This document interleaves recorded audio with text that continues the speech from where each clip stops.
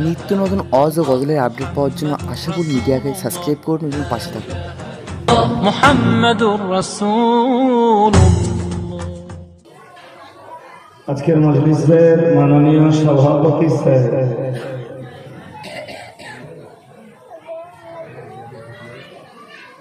প্রধান অতিথি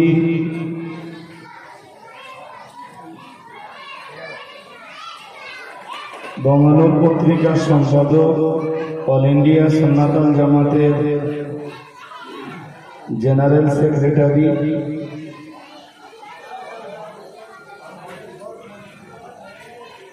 বাঙালি জাতির সুখ দুঃখের ভাগিদার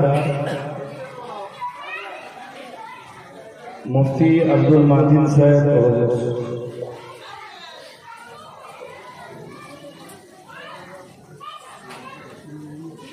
অন্যান্য মুবাল্লিগিন ইরাম,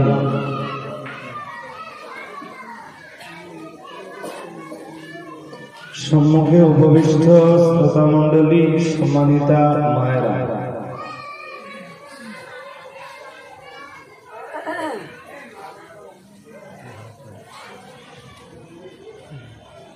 কুরআনুল কারীম থেকে আমি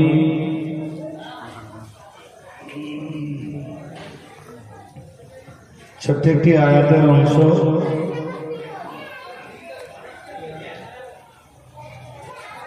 প্রিয় রাসূলের জবানে বর্ণিত অগণিত হাদিস থেকে ছোট ছোট দুইটা হাদিসের টুকরা পড়েছি।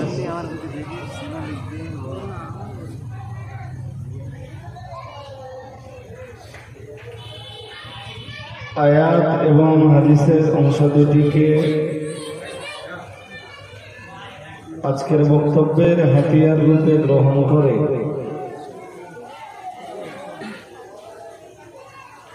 প্রয়োজনীয় কিছু কথা আপনাদের কাছে উপস্থাপন করবার নিয়ত করছি।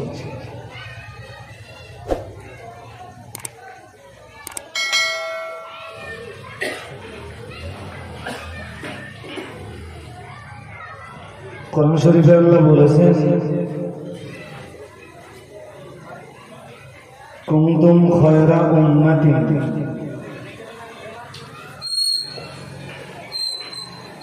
যারা বসেছেন আপনারা অন্যমনস্ক হলে হবে।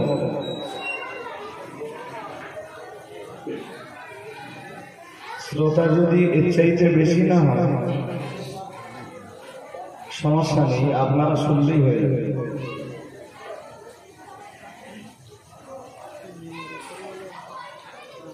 কুনতুম খায়রা উম্মাতিন,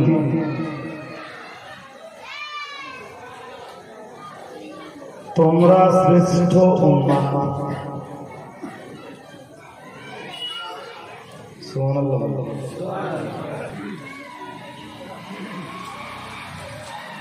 সবাই ভক্তির সাথে আরো একবার বলুন, তোমরা মানে আমরা।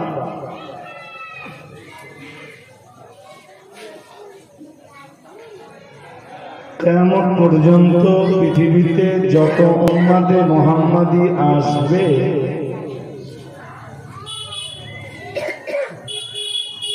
তাদের সবাইকে লক্ষ্য করে আল্লাহ বলেন,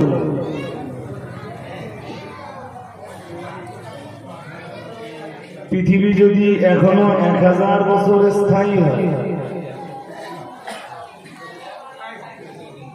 তাহলে 1000 বছর পরেও পৃথিবীতে যেসব উম্মতে মুহাম্মাদি আসবে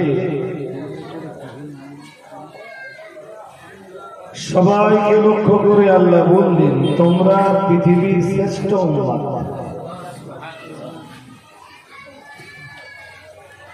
আর একবার মিলেমিশে সুবহানাল্লাহ বলুন।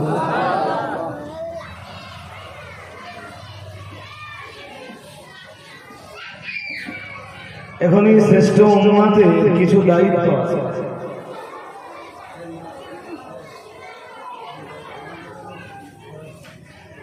তোমাদের এই শ্রেষ্ঠত্বের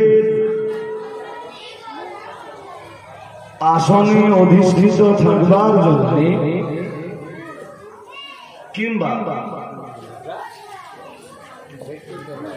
বিশ্বের দরবারে শ্রেষ্ঠ নবীর শ্রেষ্ঠ উম্মত রূপের পরিচয় দিতে হবে।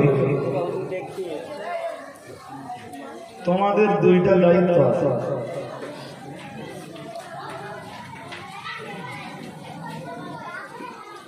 দায়িত্ব নম্বর 1, তা'মুরুনা বিল মা'রুফ,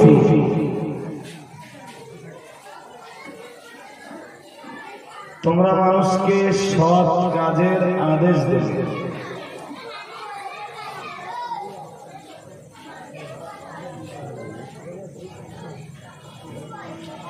তোমাদের প্রথম দায়িত্ব হলো তোমরা মানুষকে ভালো কাজের দিকে ডাকবে।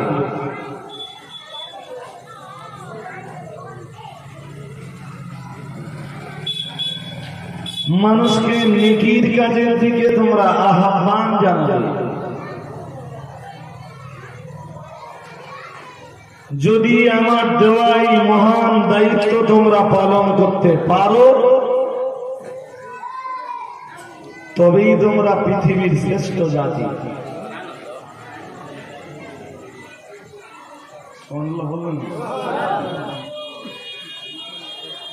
আরে দুনিয়ার কেউ যদি আপনার প্রশংসা করে তো আপনি তো খুশি হন।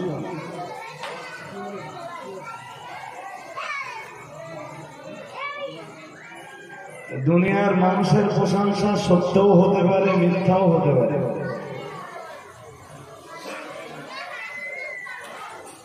আপনার প্রশংসা কোন মানুষে করছে না, আপনার প্রশংসা করছেন মাওলা মালিক রব্বুল আলামিন আল্লাহ। এতে মিথ্যা আছে? এতে তো আরো বেশি খুশি হও। তোমরা তখন পৃথিবীর শ্রেষ্ঠ জাতি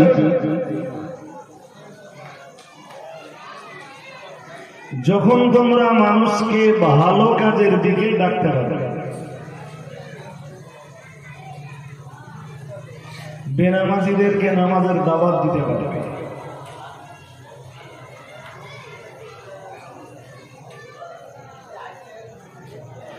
রোজা থেকে বিচ্ছিন্ন ব্যক্তিদেরকে রোজার প্রতি আহ্বান জানাতে পারবে।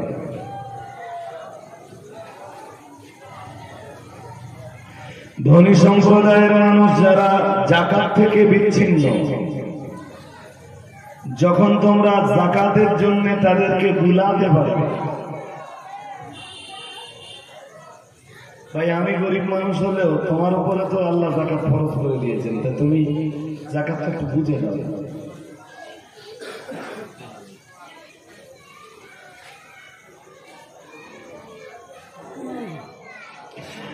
এই জাতীয় নেকির কাজে যদি, কল্যাণমুখী কাজে যদি তোমরা মানুষকে আহ্বান জানাতে পারো, আল্লাহ নিজে বলছেন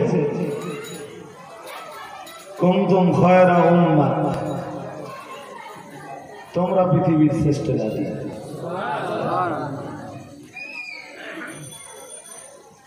তবে তোমাদের দায়িত্ব অনেক শেষ না, আর একটা দায়িত্ব আছে।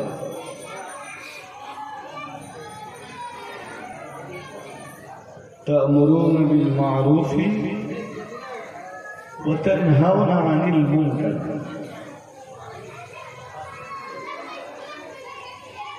কখনো যদি আল্লাহদ্রোহিতা দেখতে পাও,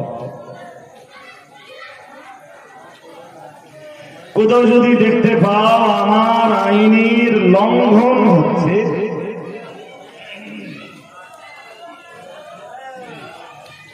কোথাও যদি তুমি গুনাহের কোন কাজ দেখতে পাও, তাহলে তোমার দায়িত্ব হলো তানহাউনা আনিল মুনকার, নিকৃষ্ট কাজে, মন্দ কাজে, নিন্দনীয় কাজে, খারাপ কাজে, পাপের কাজে, গুনাহের এই কাজে বাধা প্রদান করো। তুমি এই দুটো দায়িত্ব পালন করলে আমি তোমাদেরকে সার্টিফিকেট দিচ্ছি তোমরা পৃথিবীর শ্রেষ্ঠ জাতি। আর একটা মন খুলে বলো,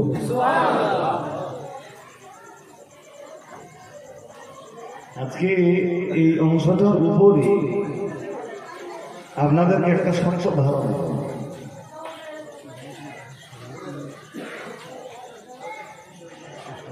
দেখুন আপনি মানুষকে নামাজের দিকে ডাকবেন, কোন মুসলমানকে আপনি নামাজের দিকে ডাকবেন, মানুষ আপনার দুশ্মন তৈরি হবে।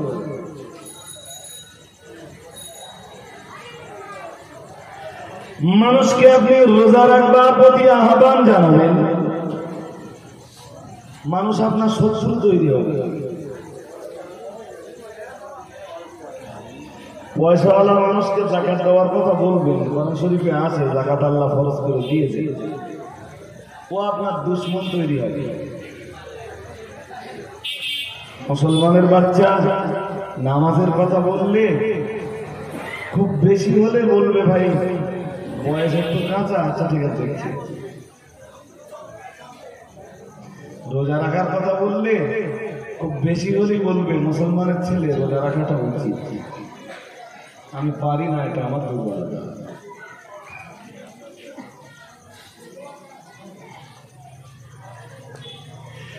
শ্রেষ্ঠ জাতি শ্রেষ্ঠ উম্মতে পরিণত হওয়ার জন্য যে দুইটা শর্ত আল্লাহ কোরআনে দিয়েছে,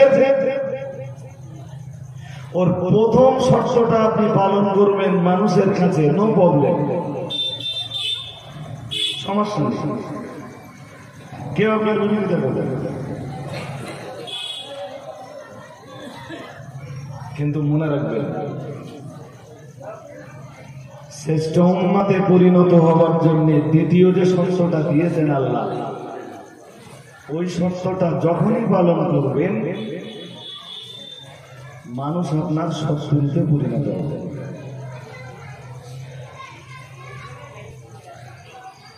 এসো ভাই নামাজ পড়ি, এসো ভাই রোজা রাখি, এসো ভাই যাকাত দেই, মক্কার মাটিতে যখন দাঁড়িয়ে রাসূলের কথা বলেছিলেন, এই কথাগুলি বলবার কারণে মুহাম্মাদের দুশমন তৈরি হয়ে গিয়ে সাল্লাল্লাহু আলাইহি ওয়াসাল্লাম, ওরা রাসূলের প্রতি দুশমনী তখনই করেছিল রাসূলুল্লাহ যখন ওদের চরিত্রের বিরুদ্ধে লড়াই করেছিলেন।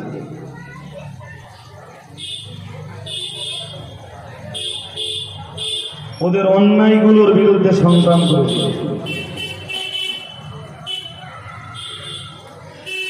ওদের অবৈধ অর্থনীতির বিরুদ্ধে রাসূল যখন রুখে দাঁড়িয়েছিলেন, ওদের নোংরা চরিত্রের এগেনস্টে রাসূল যখন লড়াই করেছিলেন, সংগ্রাম করেছিলেন, ওরা তখনই রাসূলের দুশমনে পরিণত হল।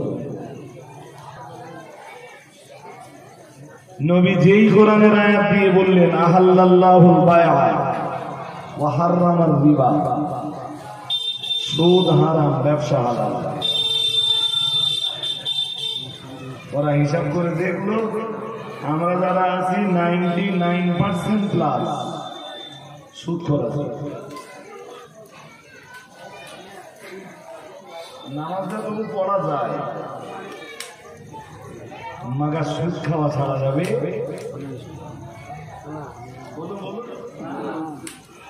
আজও আপনার সমাজে আছে নামাজ পড়বো মাগা সুদ খাওয়া,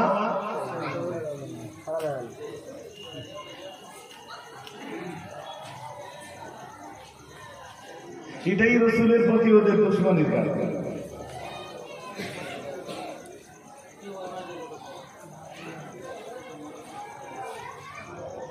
এই যে আয়াতটা শুরুতে আপনাদেরকে পড়েছিলাম, এই আয়াতটা অনেকদিন একটু মনে রাখবেন।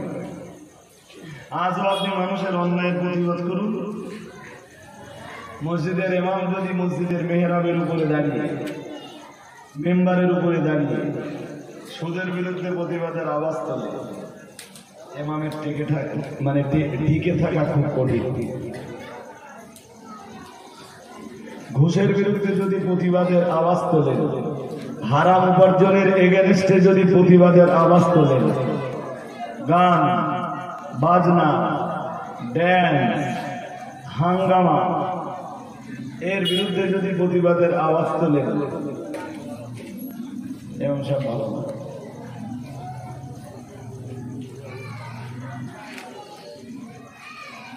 কোরআনের অন্য আয়াতে আল্লাহ বলেছেন 6 পারা সূরা মায়েদা,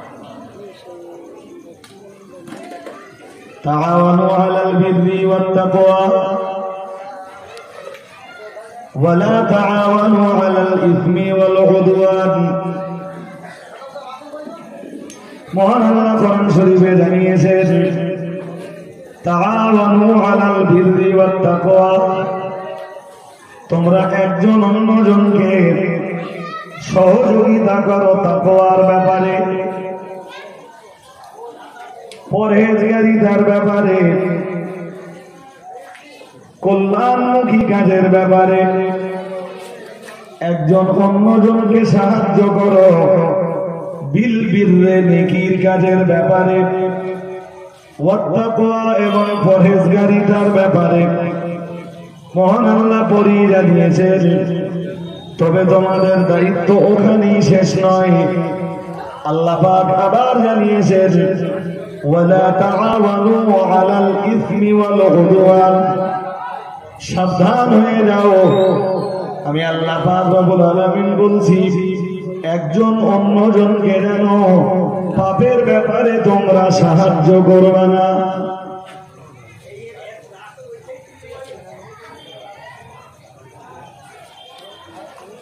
আমাদের পরিবেশ খুব ভালো, আলহামদুলিল্লাহ। যেভাবে বসেছেন সাইডের এই আওয়াজগুলো বন্ধ হলে খুব ভালো। এনা ভীষণ বিরক্তি, এত বিরক্তি মাথায় নিয়ে করা যাবে। এই সাইডটা এত চেল্লাচেল্লি হচ্ছে, এটা যদি একটু বন্ধ হয়। আমি কেন, আমার ঘরে মাটি সবুজ আসবেন তো, এই একই সমস্যা তিনিও ফল করেন।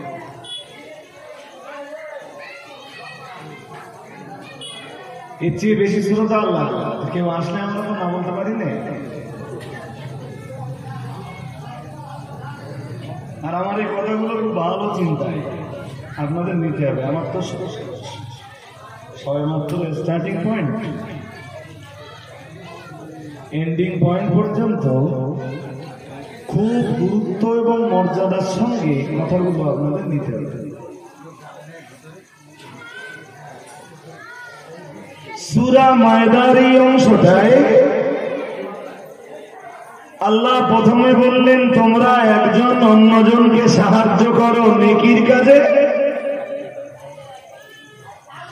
পরেই বললেন একজন অন্যজনকে সাহায্য করো তাকওয়ার ব্যাপারে। তুমি তোমার মুসলিম ভাইকে তাকওয়া অবলম্বী হওয়ার জন্য সহযোগিতা করবে। পরের অংশে আল্লাহ বলেছেন ওয়ালা তাআওয়ানু আলাল ইসমি ওয়াল উদওয়ান, সাবধান। ইসমুন মানে পাপ, গুনাহ, সগীরা কিংবা কবিরা অথবা আকবারুল কাবাইর, যেটাই হোক, তোমার কোন মুসলিম ভাইকে তুমি পাপের ব্যাপারে সহযোগিতা করতে পারবা না।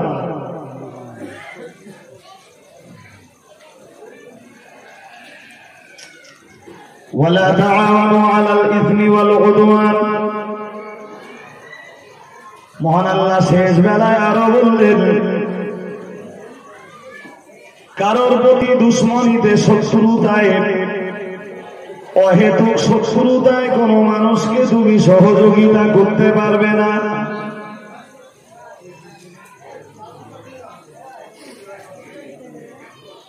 কোরআন শরীফে কিছু বিধান আল্লাহ দিয়েছেন যে বিষয়গুলো সার্বজনীন। তো আল্লাহর কোরআনের ভিতরে সার্বজনীন যে বিধানগুলো রয়েছে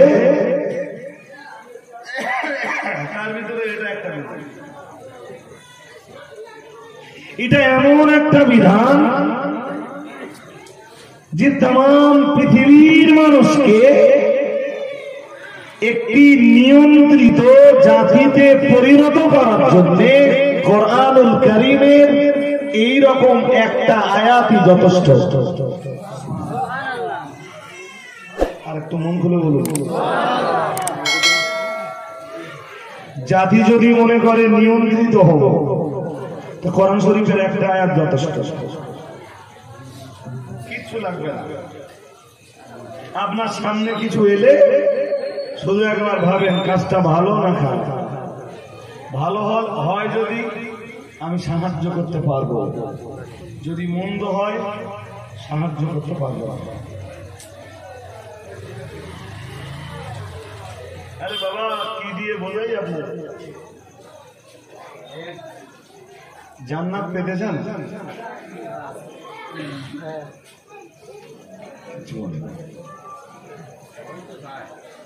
কিছু বলেন না, জান্নাত চাই আমরা? এত দেরি করতেছেন কেন? চাই। ইমানদারের সবচেয়ে বড় লোভ হওয়া উচিত আমি জান্নাতে যাব।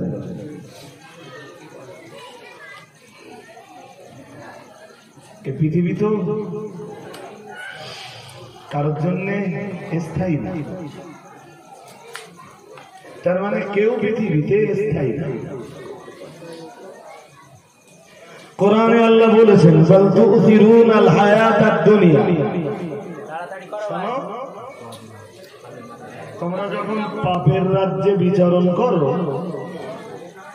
মদে, জুয়ায়, জেনায়, ব্যভিচারে, হারামি বাটপাড়িতে, তোমরা যখন অন্যায়ের রাজ্যে বিচরণ করো, দুনিয়াটা তখন তোমাদের কাছে মনে হয় পরকালের চাইতে শ্রেষ্ঠ।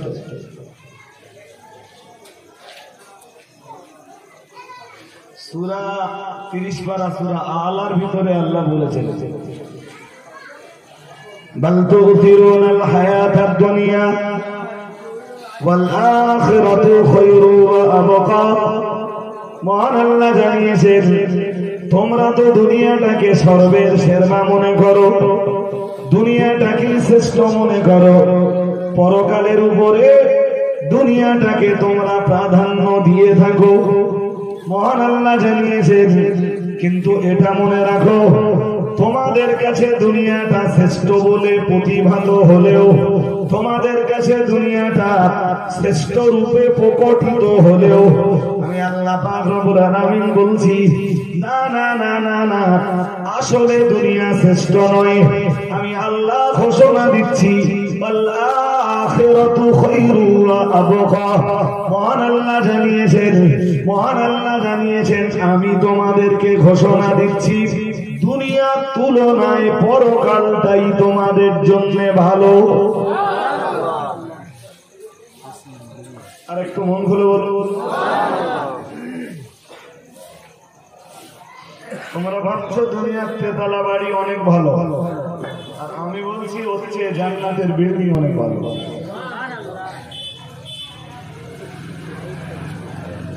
অন্য মানুষ করছে আপনারা নাকি?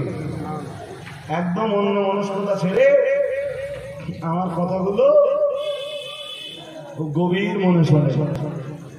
তোমরা দুনিয়ার খুব মূল্যবান ড্রেস গুলোকে দুনিয়াতে ভাবছো শ্রেষ্ঠ, কিন্তু আমি আল্লাহ বলছি তোমাদের জন্য জান্নাতে যে ড্রেস গুলোর ব্যবস্থা করে রেখেছি, ওই ড্রেস গুলো ওই ড্রেস গুলির একটি ড্রেসের দাম তামাম দুনিয়া আর তামাম দুনিয়ার তামাম সম্পদ বিক্রি করে দিলেও তোমরা জান্নাতি একটা পোশাকের মূল্য জোগাড় করতে পারবে না।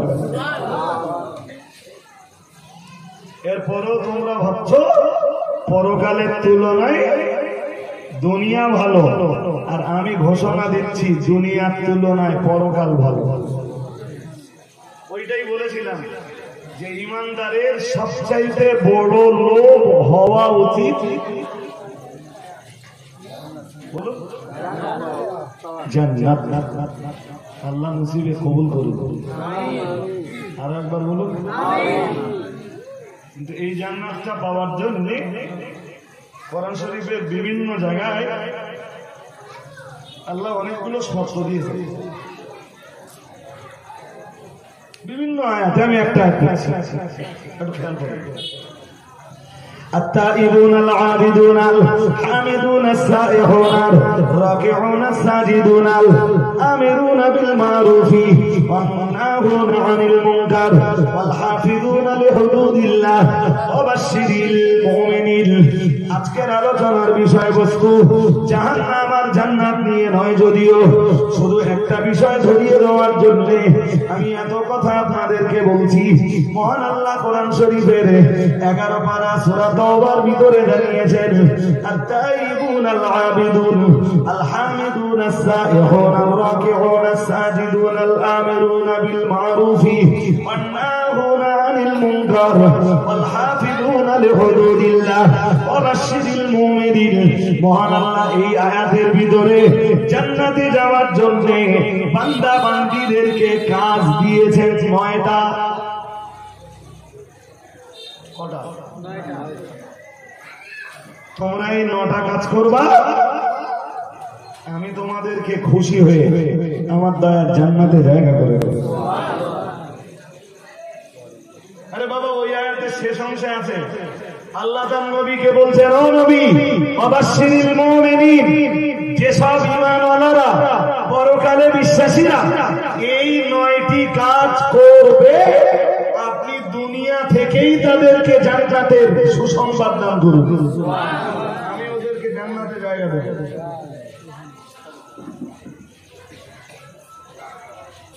কাজ কটা বলেছি আরেকবার বলেন।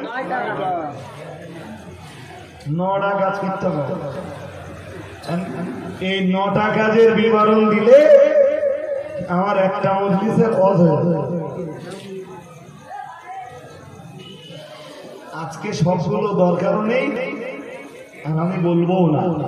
শুধু যেটা আজকের জন্য দরকার, মানে আমার বক্তব্যকে বোঝাতে, সেই দুটোকে বলবো। 7 আর 8 নম্বর, মানে 1 থেকে 6 পর্যন্ত কি আছে আপন জায়গায় থাক। 7 আর 8 নম্বরে যে দুটি বিষয় রয়েছে, ওই দুটি বিষয় বলছি। আল্লাহ পাক ঘোষণা দিয়েছেন, বান্দা তুমি মনে রাখো, জান্নাতের লালন যদি তোমার ভিতরে থাকে, জান্নাতের লোভ যদি তোমার ভিতরে থাকে, জান্নাত পাবার আশার বাসনা যদি তোমার ভিতরে থাকে, আল্লাহ পাক রব্বুল আলামিন জানিয়েছেন, আল আমিরুনা বিল মারুফি, তাহলে তোমার জন্য 7 নম্বরের কাজ হলো তুমি মানুষকে সৎ কাজের দিকে ডাকবে, নামাজের দিকে ডাকবে, রোজার দিকে আহ্বান জানাবে, মানুষকে কোরআন তেলাওয়াতের দিকে আহ্বান জানাবে, তাসবিহ তাহলিলের দিকে ডাকবে, জিকির আজকারের দিকে ডাকবে। আল্লাহ পাক রব্বুল আলামিন জানিয়েছেন, বান্দা তুমি মনে রাখো, তোমার तमाम জিন্দেগি যদি নেক কাজের উপরে তুমি প্রতিষ্ঠিত রাখতে পারো, আর তোমার পড়োশি প্রতিবেশী, তোমার বন্ধু বান্ধব, আত্মীয় স্বজন, তোমার গ্রামবাসী, আপনজন, প্রিয়জন, এদেরকে যদি তুমি নেকির কাজের দিকে আহ্বান জানাতে পারো, আমি আল্লাহ পাক রব্বুল আলামিন সন্তুষ্ট হয়ে, খুশি হয়ে আমার দয়ার জান্নাতে তোমাকে জায়গা করে দেব। তুই নামাজ একা একা পড়বি, জান্নাত পাবি।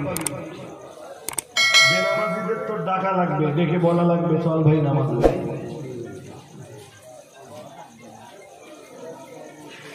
মসজিদে বসে তুমি একা একা তাসবিহ করবা, জান্নাত মিলেগা नहीं।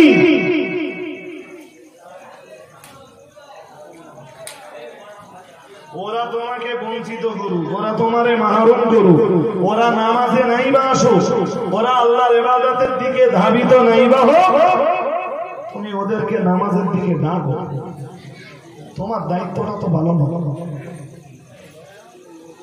শোনো, তুমি ওদের নামাজের দরজার দিকে ডাকলে, আমি আল্লাহ তোমার জন্য জান্নাতের দরজা ওপেন করে দেব। আর একটু মন খুলে বলুন, এই কথা একটা মানান নয়, বলো এই কোরআন শরীফের ওই অংশটার বাস্তব ব্যাখ্যা। এমনি লিগাল অনুবাদ করলে আপনি এতটা অনুধাবন করতে পারবেন না যতক্ষণ পর্যন্ত কোরআনের আয়াতকে বাস্তবতার সঙ্গে মিলিয়ে না নেবেন। হাজিরিন, আমার অনেক কথা বলতে বাকি, সবগুলো ঝটপট বলে ফেলতে হবে। জি, তাহলে 7 নম্বরে মানুষকে ভালো কাজের দিকে ডাকো, ওই আয়াতে আছে। 8 নম্বরে 1 থেকে 6 বলেনি বলো, আর 9 নম্বরটাও বলবো। 8 নম্বরে আল্লাহ বললেন আল আমিরুনা বিল মারুফ ওয়ান নাহুনা আনিল মুনকার। 9 নম্বরে আল্লাহ 8 নম্বরে আল্লাহ বলেছেন কারোরে খারাপ কাজ করতে দেখলে বাধা দাও।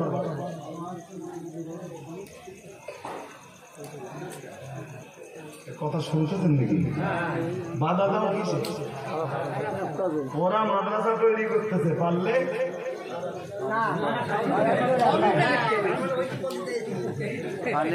মানে যে টেন্ডেন্সিটা সমাজে আছে সেটা মুখ দিয়ে ঝটপট বেরিয়ে গেছে।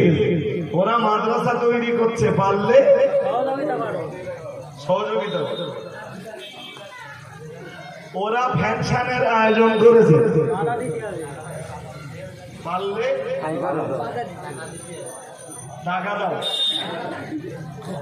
পারলে খাই করে। বাবা শুরুতে ওইটাই বলেছিলাম, তোমরা শ্রেষ্ঠ না। এবারে বলুন একটা হাদিস দেই, পাশাপাশি তাহলে আরো ভালো বুঝবেন ইনশাআল্লাহ। আল্লাহ পাকের রাসূল জানিয়েছেন মাররা মিনকুম মুনকারান ফালইউগাইরহু বিয়াদিহি আও কামা ক্বালা আলাইহিস সালাম। ইয়া নবী মুহাম্মদুর রাসূলুল্লাহ সাল্লাল্লাহু আলাইহি ওয়াসাল্লাম, আমার আল্লাহর নবী জানিয়ে দিয়েছেন, আল্লাহ পাকের হাবিব জানিয়েছেন মাররা মিনকুম মুনকারান, তুমি যদি কোনোদিন কাউকে অন্যায় করতে দেখো, আমি আল্লাহ পাকের রাসূল বলছি ক্ষমতা যদি তোমার থাকে তাহলে তুমি সেটা ফালইউগাইরহু বিয়াদিহি, হাত দিয়ে তুমি তাকে প্রতিহত করে দাও। তোমার হাতটাকে ব্যবহার করে অন্যায়টাকে তুমি বন্ধ করে দাও। কাউকে অন্যায় করতে দেখলে জ্ঞানে সামনে হাত তুললে আবার নিজে মার খাও। আরে ভাই, সব অন্যায় যদি আপনি হাত তোলেন তাহলে আপনার উল্টো মার খেতে। ক্ষেত্রটা তুমি আগে বোঝো যে হাত তুলবার মতো পজিশন আছে না নেই। শোনেন, এই লম্বা করে বলবার সময় পাবো না, নইলে এই যে হাদিসটা বলছি এই হাদিসের বাস্তব ব্যাখ্যা সুদূর প্রসারী, সুদূর প্রসারী। শুধু যেটুকু না বললে নয়, হাদিসের বাস্তবতাটা মোটেই বোঝানো যায় না, ওইটুকুই বলছি। আরে বাবা, আপনার ছেলে গান শুনে বেড়ায়, বাপের উপরে ছেলের অধিকার, ছেলের উপরে বাবার অধিকার আছে। বাপ চাইলে ছেলের পিঠে ওর গান শোনা বন্ধ করে দিতে জোর করে বলুন তো, বাপ ছেলেকে মারতে পারে। আপনার ছেলের গান শোনা বন্ধ নেই, আর আমার ছেলে গান শুনবে সেটাও অপরাধ। আমার ছেলে গান শুনলে আপনি যদি তারে পেটেন তাহলে উল্টো পেটা খাবার। 2 নম্বরে আর একটা বিষয় বুঝেন, আমার দেশে পুলিশ আছে না? হ্যাঁ না বলবেন, আছে তো আছে। পুলিশ হলো সরকারের প্রশাসন। কে জানি সহজ কথা কঠিন করে বলতেছি না, কঠিন কথা সহজ করে বলতেছি, কঠিন হয়ে যাচ্ছে নাকি? সহজ বলছি, পুলিশ হলো সরকারের প্রশাসন।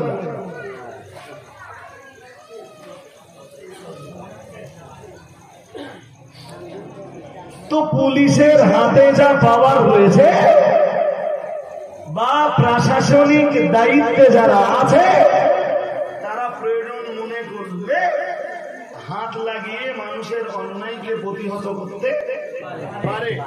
১৫০০ বছর আগে আল্লাহর হাবিব ওই হাদিস দিয়ে ওই দিকে ইঙ্গিত করেছেন, তোমরা যারা প্রশাসনিক দায়িত্বে আছো, যেখানে হাত লাগানো সম্ভব, হাত লাগিয়ে অন্যায়গুলোকে বাধা দাও। কথা বুঝতে শুরু হচ্ছে নাকি? কিন্তু যদি মনে না করেন, আর একটা কথা বলি, সমাজে বহু লোক আছে যারা বউ মারে আছে। যদি জিজ্ঞেস করা হয় যে জিন্দগিতে কোনোদিন বউ মারেনি, কারা কারা আছে হাত তোলো, হয়তো কেউই হাত তোলে। তো স্বামীর অধিকার আছে প্রয়োজনের প্রেক্ষাপটে স্ত্রীকে মারতে পারে। কোরআন শরীফের ৫ পারা সূরা নিসার ভিতরে আল্লাহ বিধান দিয়েছেন অদরিবুহুন্না। তার আগেও কিছু কথা, কিছু পরামর্শ আল্লাহ দিয়েছেন।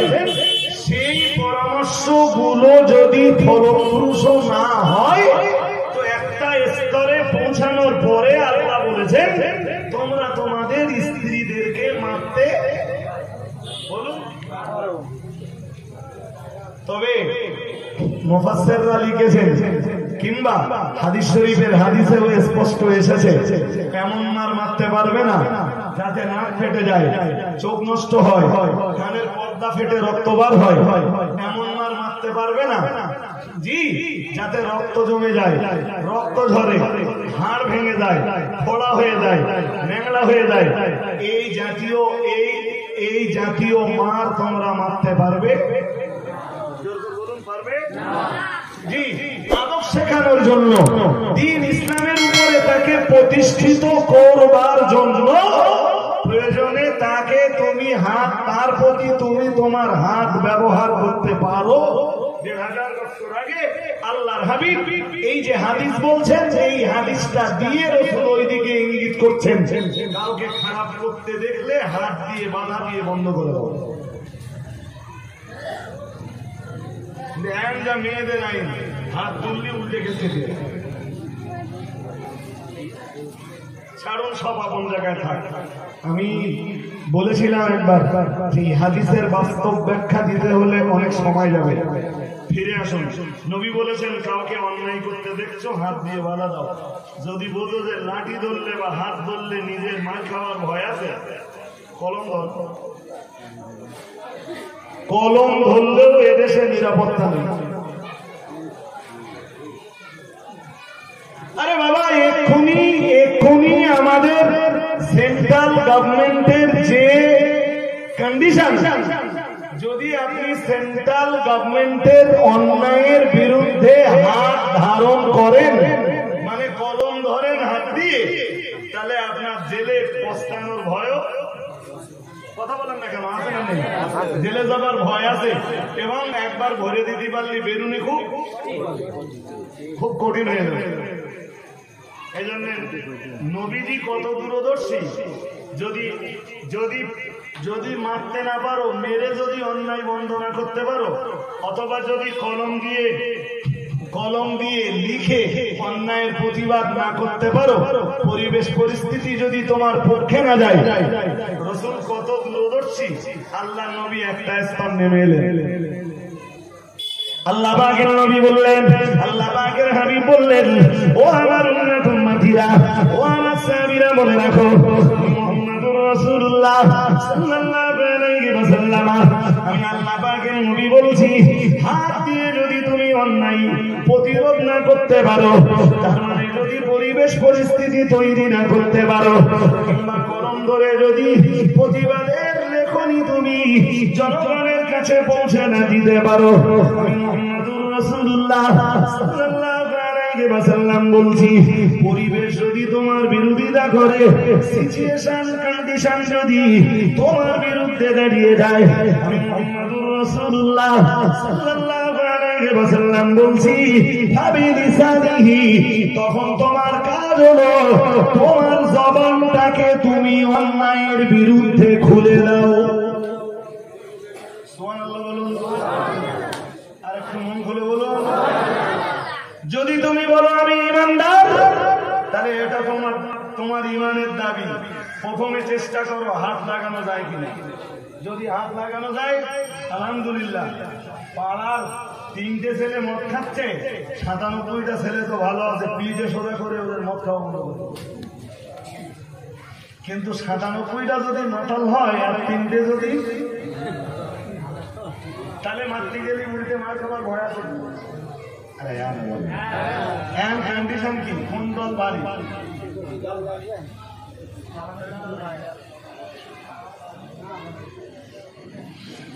যে রাসূল ওজন্যই বললেন সবসময় পরিবেশ পাবে না হাত লাগানোর, সবসময় মারবার পরিবেশ পাবে না, মেরে অন্যায় বন্ধ করে দেবার পরিস্থিতি সবসময় তোমার সামনে আসবে না। যদি ওই পরিস্থিতি না পাও কি করো? জবান খোলো, জবান দিয়ে প্রতিবাদের আওয়াজ করো। আরে বাবা, এদেশে কাইম সাহেব, রজব আলী সাহেব, মাদিন সাহেবদের পৌঁছে যাওয়ার পিছনে কারণ ওইটা যে রজব আলী সাহেব, কাইম সাহেবরা এই হাত ব্যবহার করে সব জায়গায় প্রতিবাদ না করতে পারলেও, তার মানে কলমের প্রতিবাদ সব জায়গায় না করতে পারলেও জবানের প্রতিবাদটা অল ইন্ডিয়া সুন্নাত আল জামাতের আলেমরা চেষ্টা করে অন্তত সব জায়গায় করে যাওয়া। তা যাদের বিরুদ্ধে যায় তারাই কাইম সাহেব, মাদিন সাহেব, রজব আলী সাহেবদের গাইল দেয়। আমার ভুল হয়ে যাচ্ছে বোঝা নেই, গাইল দেওয়ার লোক নেই, এভেলেবেল বলে ওরা দাউদ করিস কেন আর হুজুর নেই।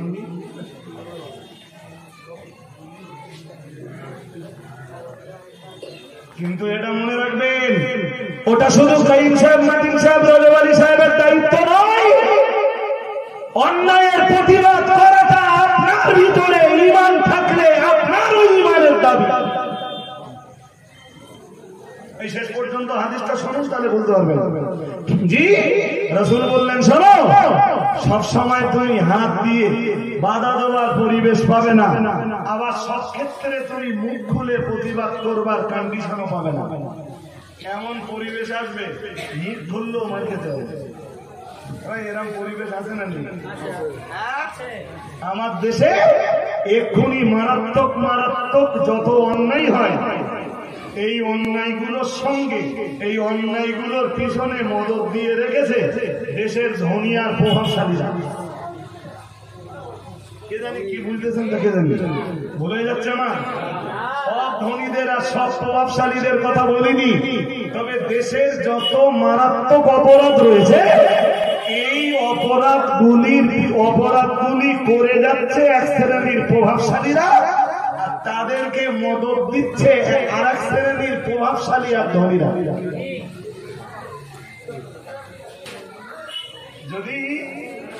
যদি আমি মুখ খুলি, খুব খুলতে পারবো, খুব। আরে বাবা, একটা উদাহরণ দেই, তাহলে বিষয়টা একদম ব্রেনে ক্লিয়ার হয়ে যাবে। রাস্তার ধারে আমার 10 কাঠা জমি আছে, গরিব, সে জমির দাম ধরুন 3 লাখ টাকা কাঠা। 3 লাখ কাঠা হলে 10 কাঠা জমির দাম কত? আমি চালাই ভ্যান, সমাজে আমার লোক নেই, জন নেই, বাহুবল নেই, জনবল নেই, ক্ষমতা নেই, পাওয়ার নেই, কিচ্ছু নেই। আমি লোক ডাকলেও লোক আসবে না। এখন আমার জমি আমি বিক্রি করিনি, কিন্তু লোকের নামে রেকর্ড হয়ে গেছে, সে জমি অন্য জায়গায় বিক্রি হয়ে গেছে। এরকম ঘটনা খবর রাখেন? এরকম ঘটনা খবর রাখেন? এভেলেবেল জমি আপনার 1 বছর আগে বিক্রি হয়ে গেছে, যে কিনেছে সে আবার বিক্রি করেছে, 5 হাত চলে গেছে।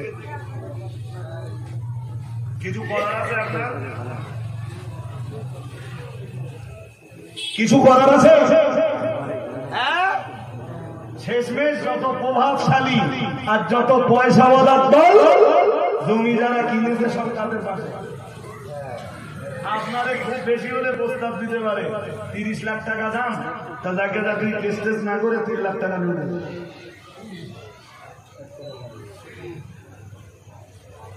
তাই সোজা কথায় বলেছি যে দেশের যত গর্হিত কাজ আছে অধিকাংশ কাজে বা প্রায় সব কাজে বলা যায় সমাজের অধিকাংশ প্রভাবশালী আর ধনী শ্রেণীর মানুষরা জড়িত। আপনি যেই প্রতিবাদ করতে যাবেন হাত তো খুলতেই পারবেন না। কি হলো মাইকে? খুলতেই পারবেন না, পরন্ত জবান খুললেও বিপদ আছে। হাদিস শরীফে ওঠাই ১,৫০০ বছর আগে আল্লাহ রাসূল জানিয়েছেন, আল্লাহ পাকের হাবিব জানিয়েছেন, দয়ার নবী আমার জানিয়ে দিয়েছেন, ও আমার সাহাবীরা মনে রাখো মুহাম্মদুর রাসূলুল্লাহ সাল্লাল্লাহু আলাইহি ওয়াসাল্লাম আমি আল্লাহ পাকের নবী বলছি, কোন অন্যায় দেখলে হাত দিয়ে প্রতিবাদ করা এটা তোমার ঈমানি কর্তব্য, কিন্তু হাত দিয়ে প্রতিবাদের পরিবেশ যদি না পাও আমি আল্লাহ পাকের রাসূল বলছি তোমার জবানটা খুলে প্রতিবাদ করো। তবে এটাও তুমি মনে রাখো সব জায়গাতে তুমি তোমার জবানটা খুলেও প্রতিবাদ করবার মতো কন্ডিশন পাবে না। আমি আল্লাহ পাকের রাসূল বলছি যদি তুমি তোমার জবানটাও না খুলতে পারো আমি আল্লাহ পাকের নবী তোমার জন্য ৩ নম্বরে আরেকটা স্তর বেছে দিচ্ছি। আল্লাহ পাকের রাসূল বললেন সাবে কলবিহি, তাহলে তোমার জন্য সর্বশেষ রাস্তা হলো তোমার জন্য সর্বশেষ রাস্তা হলো তুমি অন্তত তোমার অন্তর দিয়ে প্রতিবাদটা করো। প্রতিবাদের শেষ স্তরটা বাতলেছেন যে তাও যদি পসিবল না হয় তবে কলবিহি অন্তর দিয়ে তার পাপটাকে ঘৃণা করো। কথা শুনতেছেন নাকি? অথবা ওর আরেকটা ব্যাখ্যা হতে পারে তার জন্য আল্লাহর কাছে অন্তর থেকে দোয়া করো যাতে আল্লাহ তাকে পাপ থেকে ফিরিয়ে আনে। এবার আমার বলুন এই ৩টে স্তর বলার পরে নবীজি ওই হাদিসের শেষে বললেন ওয়াযালিকা আদআফুল ঈমান। রাসূল বললেন যদি অন্তর দিয়ে অন্তত প্রতিবাদটা করতে পারো তাহলে তুমি সবচাইতে দুর্বল ঈমানদার। ঈমান আছে তোমার তা সবচেয়ে হ্যাঁ, যদি অন্তর দিয়ে প্রতিবাদ করো ঈমান আছে, কোন রকম হয়তো টিম করে জ্বলতেছে। যদি মুখ খুলে প্রতিবাদ করতে পারো তুলনামূলক ঈমান আরেকটু সবল। আর যদি হাত দিয়ে প্রতিবাদ করতে পারো তবেই তুমি পৃথিবীর শ্রেষ্ঠ ঈমানদার। আরেকটু মন খুলে বলুন কোন স্তরটা বেছে নেবেন? মুহররম মাসে দাউদি গেলেই বলে হুজুর ইমাম হোসেনের জীবনী বলবেন না?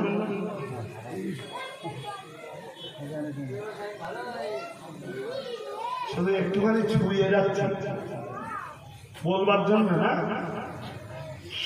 এজিদ যখন খলিফা হয় কিংবা এজিদের নামে যখন বায়াত নেওয়া হয় ইমাম হুসাইন তখন মদিনা।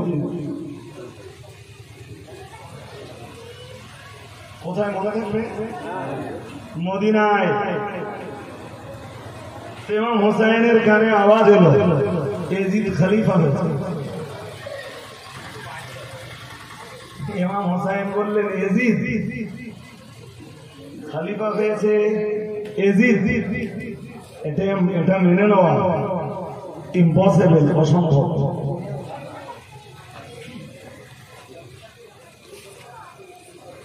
ঠিক এই এতক্ষণ ধরে এই যে হাদিসটা আপনাদের শোনালাম হাত দিয়ে জবান দিয়ে অথবা অন্তর দিয়ে প্রতিবাদ, ইমাম হুসাইনের এই হাদিসটা মনে পড়ল।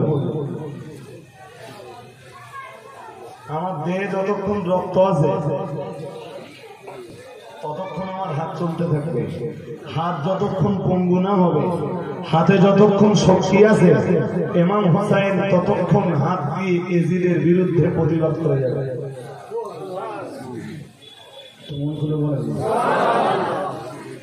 খলিফা হওয়ার জন্য নয়, এজিদের নাপাক খেলাফত থেকে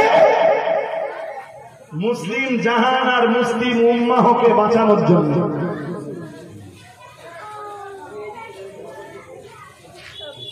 আরে বাবা বেশি দিন গেল না, অল্প দিনেই এজিদ মদিনায় প্রতিনিধি পাঠালো।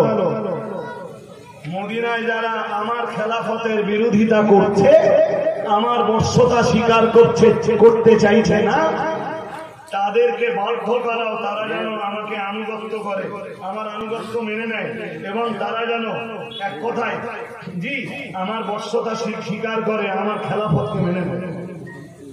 জোর জবরদস্তি করো, প্রয়োজনে তাদেরকে শাস্তি দাও। খুব মন দিয়ে শুনো। তো মদিনায় যখন প্রতিনিধি দল এসে জোর জবরদস্তিমূলক বল প্রয়োগ করতে লাগলো, ইমাম হোসেন তাকিয়ে দেখলেন জি তাম মদিনার সব মানুষ এজিদের খেলাফতকে মেনে নিয়েছে, শুধু মানিনি 4 জন। কয়জন? ইমাম হোসেনকে দিয়ে 5 জন। তার মানে ইমাম হোসেন অঙ্ক বসে দেখলেন তাকে সমর্থন করবার মতো লোক আছে 4 জন।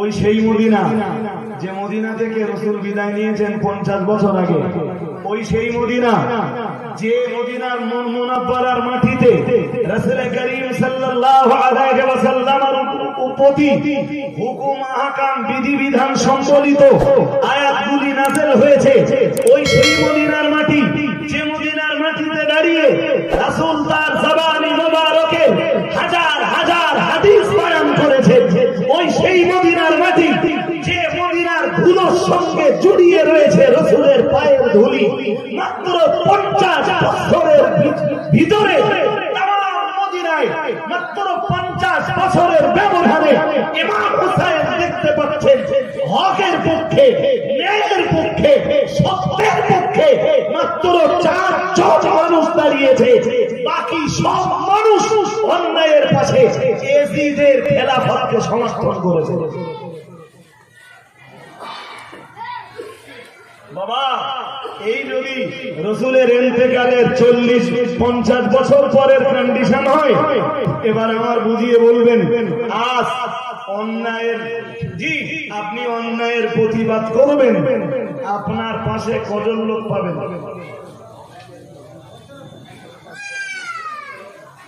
কিছু বলেন। আজকে অন্যায়ের প্রতিবাদ করবেন তো কজন লোক পাবেন? আমাদের অনেকে জিজ্ঞেস করে, প্রশ্ন করে, বলে হুজুর এই দেশে এত হুজুর আছে, আপনারা একা একা কেন বলেন দিন?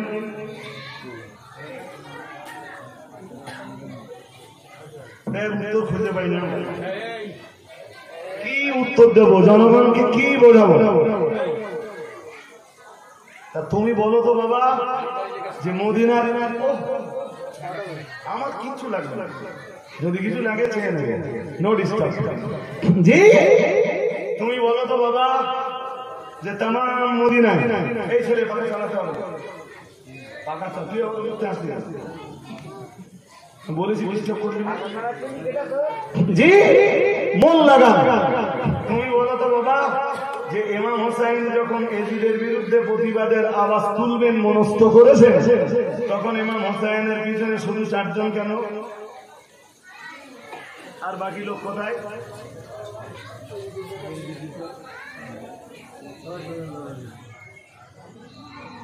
আঙ্গানা লোকে বুঝতে পারবো সবাই খারাপ আর তোমরা ভালো না। ভাই কে বলেছে আঙ্গা ভালো বলতে? বলেছি আমরা? বলিনি। তোমার পছন্দ হয় নাও, পছন্দ না হলে নিও না, কিন্তু মনে রাখো হক সত্য টেনে ছিঁড়ে বলা অভ্যাস আমাদের। জি যতদিন বেঁচে থাকবো এই হক সত্য ন্যায়ের উপরে, ততদিন বেঁচে থাক। জি হক সত্য ন্যায় সঙ্গে নিয়েই বেঁচে থাকবো ইনশাআল্লাহ, বাকি মদত আল্লাহ। জি বাকি সাহায্য আল্লাহ। এবার বলেন এই 4 জন ইমাম হোসেনের পেছনে আছে, হাত লাগানো সম্ভব? হ্যাঁ না কিছু বলবেন? হাত লাগানো সম্ভব? আপনাকে এরকম পরিস্থিতি, আপনাকে বাবা কারবালার মুখপ্রান্তরে যে লড়াই করতে হবে না, আপনার লড়াইটা আপনার রান্নাঘরে শুরু হোক, আপনার লড়াইটা আপনার গ্রামে শুরু হোক, আপনার লড়াইটা আপনার বাড়ির আঙিনায় শুরু হোক, আপনার এই অন্যায়ের বিরুদ্ধে প্রতিবাদের আওয়াজটা আপনার বাড়ির উঠোন থেকে শুরু হোক। যদি বলেন সে আবার বলতে জি রান্নাঘরের ভিতরে আবার কি লড়াই করব? একটা ক্ষুদ্র রাস্তা বলি, আরে ভাই দেশব্যাপী প্রচুর পরিমাণ মা বোন তারা মহিলা সমিতিতে জড়িয়ে গেছে, আছে না নেই? আচ্ছা বলেন দিন, আমি একটা আজটা এর আগেও শুনেছেন, আজকে শুধু বিষয়বস্তু বোঝানোর জন্য আবার বলছি। আল্লাহ পাকের কোরআন জানিয়েছে ফাইল্লাম তাফালু ফাদানু বিহারবিন মিনাল্লাহি ওয়া রাসূলিহি। ওর আগেও রয়েছে, ওর পরেও অনেক অংশ রয়েছে। সুদের এগেইনস্টে বলতে বলতে কোরআন আল্লাহ জানিয়েছেন আমি আল্লাহ পাক রব্বুল আলামিন সুদের বিরুদ্ধে এত ঘোষণা দেওয়ার পরেও, এত আয়াত আমি আল্লাহ নাযিল করার পরেও, সুদের বিরুদ্ধে এত বিধিবিধান নাযিল করার পরেও, সুদ সম্পর্কিত বিষয়ে আমি আল্লাহ পাক রব্বুল আলামিন আমার কোরআনে এত আয়াত নাযিলের পরেও যদি তোমাদের সুদ খাওয়া বন্ধ না হয়, মহান আল্লাহ জানিয়েছেন ফাইল্লাম তাফালু ফাদানু বিহারবিন মিনাল্লাহি ওয়া রাসূলিহি। আল্লাহ পাক রব্বুল আলামিন জানিয়েছেন আমি আল্লাহ পাক রব্বুল আলামিন বলছি এরপরেও যদি তুমি সুদ খাওয়া বন্ধ না করতে পারো, ইমানের দাবি করার পরেও, আমার কোরআনের এই আয়াতগুলি জানার পরেও, সুদ আমি আল্লাহ হারাম করে দিয়েছি, ব্যবসা আমি আল্লাহ হালাল করে দিয়েছি, এই বিধিবিধান জানার পরেও যদি সুদ তুমি বন্ধ না করতে পারো, আমি আল্লাহ আমার কোরআনের বিধানের তুলনায় যদি সুদ খাওয়াটা তোমার কাছে ভালো বলে মনে হয়, আল্লাহ পাক রব্বুল আলামিন বললেন তবে বান্দা তুমি তৈরি হয়ে যাও। আমি আল্লাহ পাক রব্বুল আলামিন বলছি তোমার মতো সুদখোর নারী পুরুষের বিরুদ্ধে আমি আল্লাহ হাসরের ময়দানে লড়াই করব। তোমার মরবার পরে আমি আল্লাহ পাক রব্বুল আলামিন তোমার বিরুদ্ধে আমি জিহাদ করব। তুমি তোমার রবের বিরুদ্ধে জিহাদ করবার জন্য তৈরি হয়ে যাও। ও বাবাজিরা ভাইরা, মহান আল্লাহ পাক রব্বুল আলামিন বললেন সুদের বিরুদ্ধে আমি এত আয়াত নাযিল করার পরেও যদি বান্দা বান্দি তোমরা সুদ খাওয়া বন্ধ না করতে পারো, হাসরের ময়দানে লড়াইটা শুধু আমি আল্লাহ একা করব না, ফাদানু বিহারবিন মিনাল্লাহি ওয়া রাসূলিহি। একদিকে আমি আল্লাহ যেমন লড়াই করব, আমার নবীও তোমার মতো সুদখোর নারী পুরুষের বিরুদ্ধে লড়াই করবে। আমি আল্লাহর আমার রাসূলের বিরুদ্ধে লড়াই করবার মতো শক্তি দিয়ে বান্দা তবে তুই কবরের ভিতরে ঢুকবি।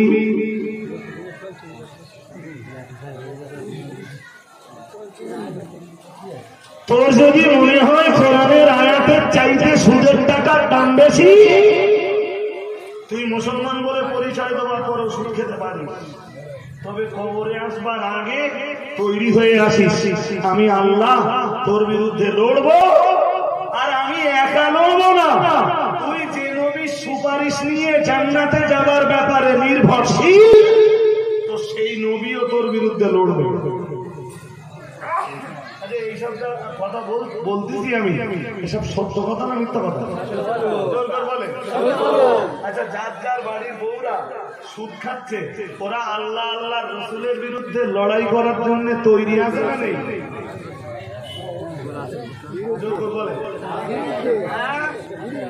ইমাম হোসেনের মতো তলোয়ার নিয়ে ময়দানে নেমে লড়াই করতে হবে না। বাড়ির গিন্নি আল্লাহ আল্লাহ রসুলের বিরুদ্ধে লড়াই করবার জন্য তৈরি হয়েছে। তাই খুব ঠান্ডা মাথায় আপনার লড়াইটা রান্নাঘরের ভিতর থেকে শুরু হোক। আমার দাবি অন্যায়, হ্যাঁ না বলো? কারবালায় যেতে হবে না লড়াই করে, লড়াই করতে মুখ ছিঁড়ে রক্ত দিতে হবে না। ওটাই ইমাম হোসেনের আদর্শ। অন্যায়ের বিরুদ্ধে পারলে লড়াই করুন রান্নাঘরে, ঘরের ভিতরে, বাড়ির আঙিনায়। আপনার গ্রামের বাইরে যেতে হবে না, গ্রামে তাকিয়ে দেখো কত অন্যায় চলছে। ইসলামকে ধ্বংস করে দেওয়ার জন্য কিছু মানুষ চক্রান্ত করছে, আছে না নেই? যদি বলেন নেই তা আমি একদম হাতে কলমে দেখে দেই। হ্যাঁ শুনুন, যতদিন যায় রসুল তখন কলেমা প্রচার করছিলেন, রসুলের দলের লোক তত বেড়ে যায়। একটু মন খুলে বলে। কাফেররা বলে এত কিছু করলুম কিন্তু নবীর দলের লোক তো কমে না। দিন যাচ্ছে যত তত লোক আরো কি হচ্ছে। হ্যাঁ, হাজারো মারধর খাওয়ার পরেও কেউ তো ফিরে আসতে পারে। বেলালের মতো কালো চামড়ারা কেনা গোলাম, সেও ঘোষণা দিয়েছে জীবন যাবে, জীবন দেব, ইমান দেব না। রক্ত দেব, ইমান দেব না, জীবন দেব, ইমান দেব না, শেষ নিঃশ্বাস পর্যন্ত লড়াই করব, তবুও ইমান দেব না। শেষ রক্তের ফোঁটাটা যতক্ষণ দেহে আছে, বেলালের জবান দিয়ে ততক্ষণ আহাদ আহাদ আহাদ আল্লাহ এক, না শরীক, ততক্ষণ পর্যন্ত উচ্চারিত হবে। মুহাম্মদ সাল্লাল্লাহু আলাইহি ওয়াসাল্লামের কোন সৈনিককে দূরে সরিয়ে আনা যায় না। খুব চিন্তায় পড়ে গেল, কি করা যায়। ওরা একটা মিটিং করল, গল্প বলছি দেখো, আপনাদের এলাকায় তো আলেম আছে, নইলে শুনে বুঝে দেখবেন তাদের কাছে যে রাজওয়ালা সাহেব ঠিক বলেছে কিনা। জি, তো রাসূল করিম সাল্লাল্লাহু আলাইহি ওয়াসাল্লামের বিরুদ্ধে ওরা পরামর্শ সভার আয়োজন করল। সে সভায় মক্কার নেতাগুলো এবং প্রভাবশালী পয়সাওয়ালা যারা সবাই সেখানে হাজির ছিল। শুনতেছেন নাকি? আবু জাহল, আবু লাহাব, উতবা, সাইবা, রাবেয়া, আস ইবনে ওয়াইল, আবুল আসওয়াদ ইবনে কালদা, নাদর বিন হারিস, যে কটা গ্রেট শয়তান ছিল সবকটা হাজির হাজির হাজির। সেই পরামর্শ সবাই নাদর বিন হারিস নামের এক ধনী, তদানীন্তন আরবের শ্রেষ্ঠ ধনীদের একজন, সে বলল মুহাম্মাদের এই কলেমায় জাদু আছে, সবাই মুগ্ধ হয়ে যাচ্ছে।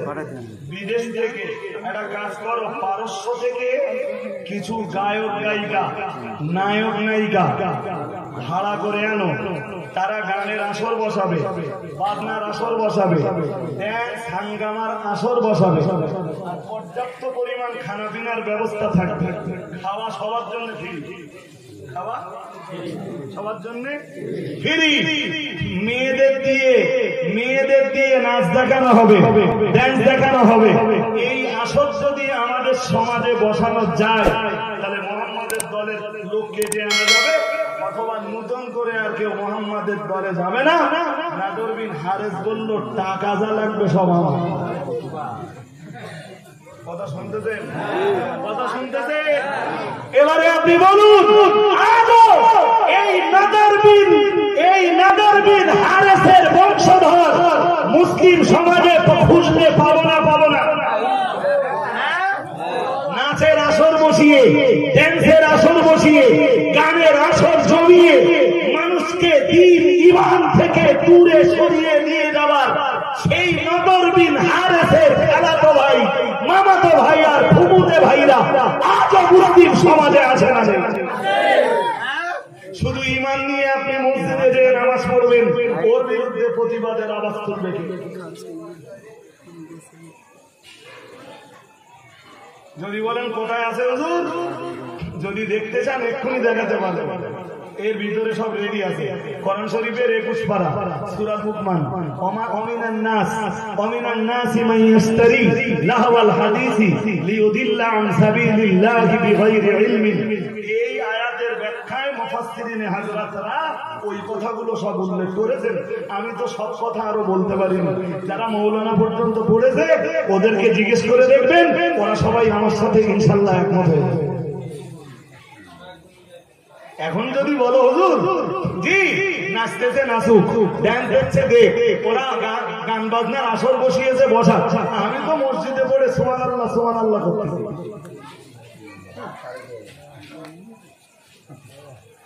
তলোয়ার নিয়ে কারবালায় যেতে হবে না, তলোয়ার নিয়ে ময়দানে যেতে হবে না। আরে বাবা, এই বললে কথা বললে অনেক বেশি হয়ে যাবে, আমার সময় আলটিমেটলি শেষ হয়ে গেছে। জি, এরা একটু মজলিসটা শুরু করতে দেরি করেছে। মাতিন সাহেব হুজুর এসে বসে বসে, আমার চাইতে হুজুরের প্রত্যেকটা কথার লোড অনেক বেশি। আমি তো অনেক দুনিয়া, আমার লাইফে আমি মাতিন সাহেবের রথ চটে বসে শুনি। জি আলহামদুলিল্লাহ। জি, তো তিনি এসেছেন, তিনি ওয়াজ করবেন। শেষের দিকে একটা কথা স্মরণ করিয়ে দিচ্ছি, ইমাম হোসেন যখন বললেন তবু আমি লড়বো এজিদের বিরুদ্ধে, কিন্তু লড়বো তার লক্ষ্য কোথায়? প্রতিবাদের কোন স্তরটা বেছে নেব? ফার্স্ট, সেকেন্ড, থার্ড, কোনটা? মদিনায় তো লোক নেই। প্রতিবাদের কারণ কি? কারণটা আগে খুঁজে বার করি। চলুন, রাসূল ইন্তেকালের পরে কে খলিফা হবে এটা নির্বাচন করে নেন,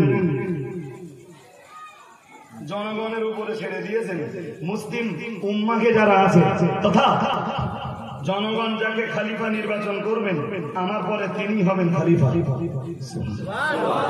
একটু মন খুলে বলুন, জনগণ নির্বাচন করলেন কাকে?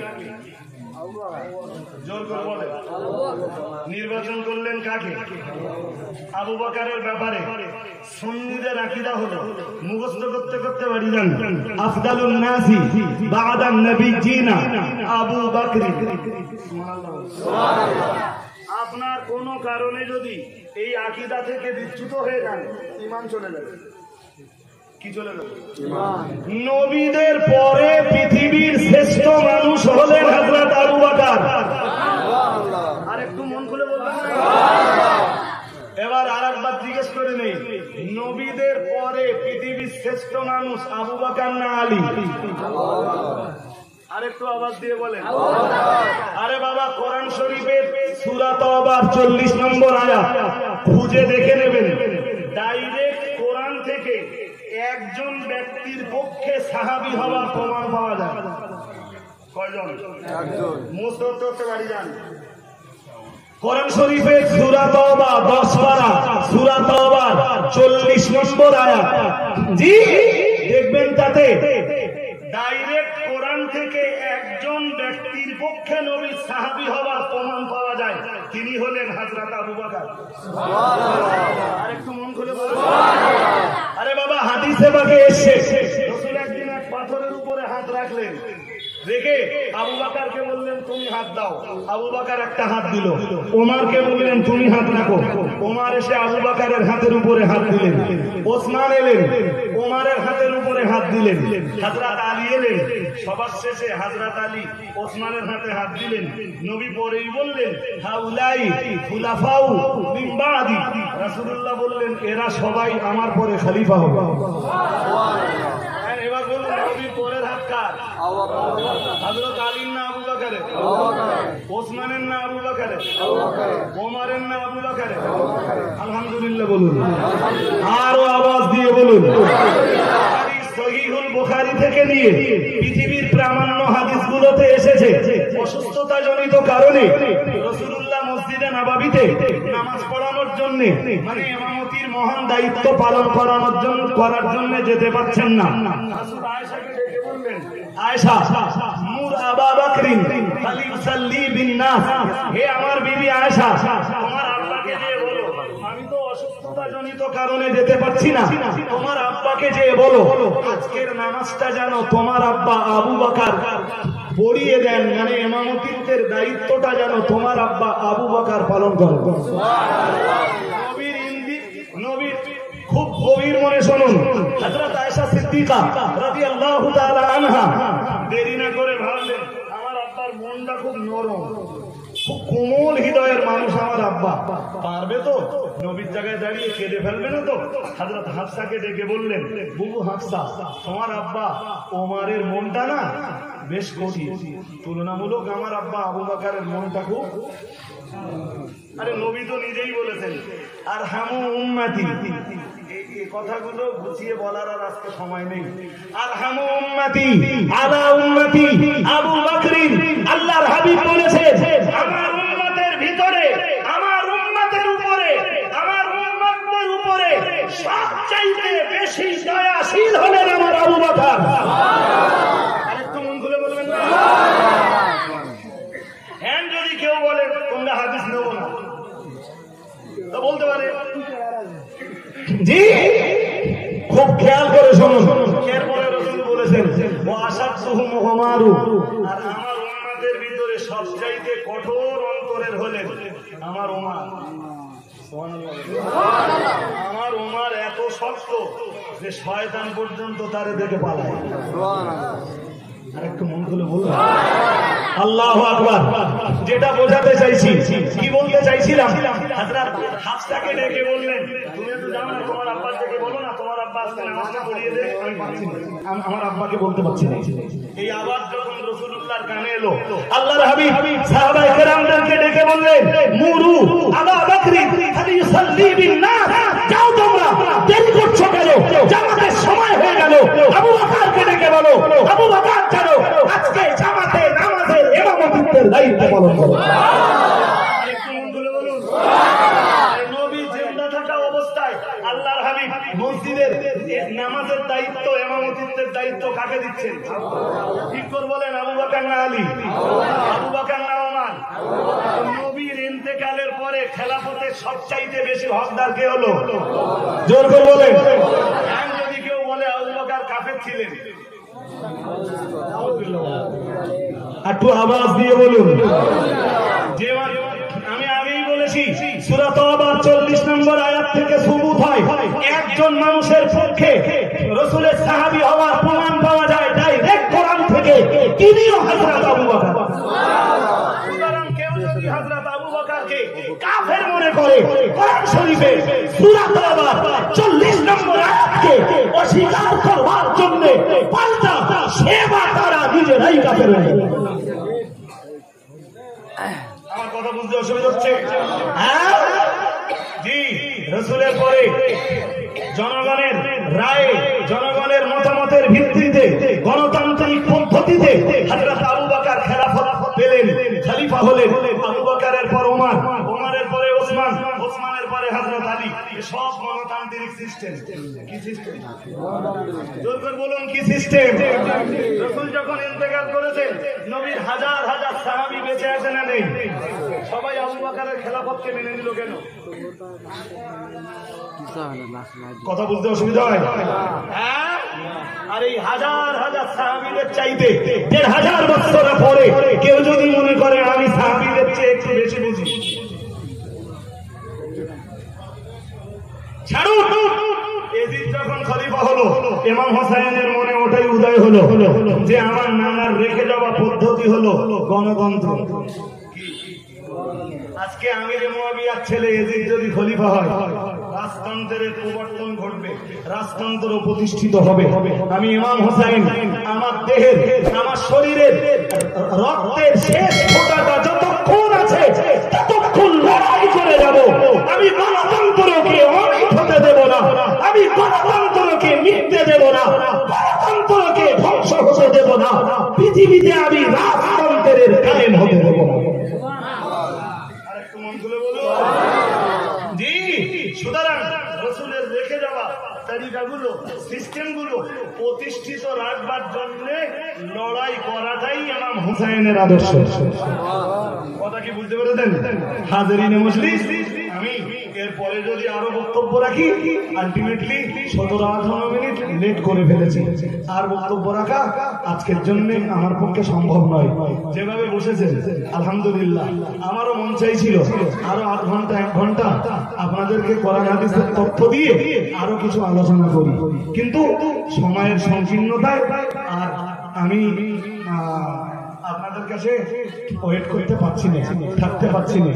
জি পরবর্তীতে আবার যখন আসবো এগুলো বাদ দিয়ে ইনশাআল্লাহ অন্য কথা আপনাদেরকে নিয়ে আলোচনা করব। আল্লাহ কবুল করুন বলুন। খাদিজা মাদ্রাসার নতুন আবার একটা বিল্ডিং এর ছাদ হবে। ছাদ হবে মানে কাজ তো কখনো বন্ধ রাখিনি আমি। আলহামদুলিল্লাহ বলবেন না? আর একটু আওয়াজ দিয়ে বলুন। আগামী 17ই আশ্বিন আমরা এবছরের ফারেকার যেসব ছাত্রীরা তাদের অনুষ্ঠানের আয়োজন করেছে। 17ই আশ্বিন রবিবার সময় সুযোগ পেলে 10টার ভিতরে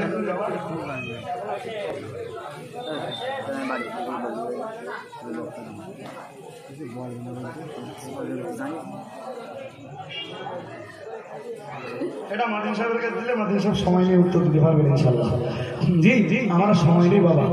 যেটা বলছিলাম খাদিজা মাদ্রাসায় যারা এবছরে ফারেকাত ছাত্রী মানে বুখারী খতম করেছে সেই মেয়েগুলোর খতমে বুখারীর অনুষ্ঠান হবে আগামী 17ই আশ্বিন রবিবার। সময় পেলে একটু যাবেন। এবারে 36টা মেয়ে ছিল, আর এবারে যারা বুখারী পড়ছে ওরা 50+। যদি 2-4টে কেটে যায় মাঝপথে আলাদা করবে। কারোর বাবা যদি বিয়ে দিয়ে যায় তা আমার কি করার আছে? আমি তো তাদের বাবা। জি তাদের ব্যাপার যাই হোক। খাদিজা মাদ্রাসা এই যে নতুন বিল্ডিংটায় কাজ চলছে, এই বিল্ডিংটার কাজে একটু সহযোগিতার আবেদন রেখে যাচ্ছে। পারলে ও ছাদে প্রায় 800 বস্তা সিমেন্ট লাগবে। যদি 2-10 বস্তা সিমেন্ট কেউ কারোর যদি তাকত থাকে 20-50 বস্তা সিমেন্ট দিয়ে সহায়তা করার আল্লাহর রাস্তে একটু করবেন, এইটুকু আবেদন রেখে আমার নাতিদীর্ঘ বক্তব্যের সমাপ্তি ইতি ঘোষণা করছি। অন্তর খুলে দরুদ শরীফ পড়ুন। আল্লাহ ভালো প্রথম ঈদটা তারা ঠিক না বেঠিক? ঈদ আসবার ঈদ আসতে মাল না দেখে তো দাম বলা যায়, এটাও শরীয়তে যায়। আগে মাল দেখো, হ্যাঁ মজহুল জিনিসের দাম বলা শরীয়তে যায়। ওইটা তো না বর্ষায় পানি টেনেছে, দুখানা ঈদ রয়েছে, একটু কেউ আছেন দাম বলবার?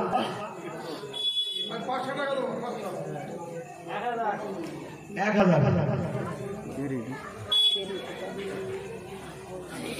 বলুন বলুন।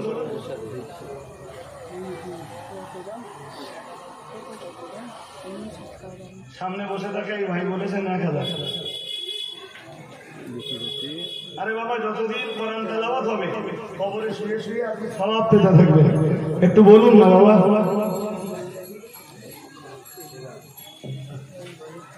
শীঘ্রই বলুন। 1000 টাকা দাম উঠেছে। আর কেউ আছেন আর একটু দাম বলবেন?